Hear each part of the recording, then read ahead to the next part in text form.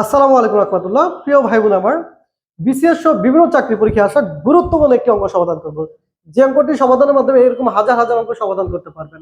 খেয়াল করেন, এখানে বলা হয়েছে যে যদি তেলের মূল্য 25% বৃদ্ধি পায়, তবে তেলের ব্যবহার শতকরা কত কমালে তেল বাবদ ব্যয় বৃদ্ধি পাবে না। এটা দেখেন 23, 24, 36তম বিসিএস এবং প্রাইমারিতে এসেছে। ভিডিওটা শেয়ার করেন, সকলে একটু বেসিক আলোচনা করে নিই।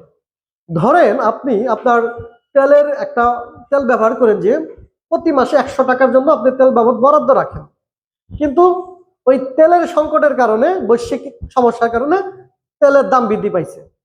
এখন আপনি চাচ্ছেন যে আপনি যে আগে যে কয় টাকার তেল ব্যবহার করছেন এখনো সেম ওই টাকার তেলটাই ব্যবহার করবেন, কিন্তু আগে যে পরিমাণ পাইছেন এখন কিন্তু সেই পরিমাণ পাবেন না। তার মানে কি আপনার পরিমাণটা কমাতে হবে। দাম যদি একই রাখতে চান, পরিমাণ আপনাকে কমাতে হবে। তাহলে কতটুকু কমাইতে হবে? তেলের দাম বাড়ছে 25%, কমাবেন কত পার্সেন্ট ব্যবহার, সেটাই বের করতে বলছে।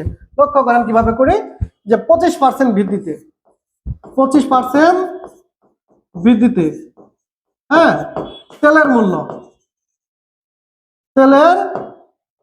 মূল্য কত হবে? 100 প্লাস 25 অর্থাৎ 125। এখন শেষ প্রায়। এখন 125 টাকায় দেখেন, এখন 125 টাকায় কমাতে হবে 25। সুতরাং 1 টাকায় কমাতে হবে, 1 টাকায় অবশ্য কম হবে। কম হলে কি ভাগ 25/125। খেয়াল করেন, এখন শতকরা বলছেন আপনাকে, এই যে দেখেন শতকরা আছে না, শতকরা মানে কত? 100 শতকরা। সুতরাং 100 টাকায় কমাতে হবে 25 × 100/125। 5 25-এ 125, 5 20-এ 100, অর্থাৎ দাঁড়ালো কি 20%। উত্তর শেষ।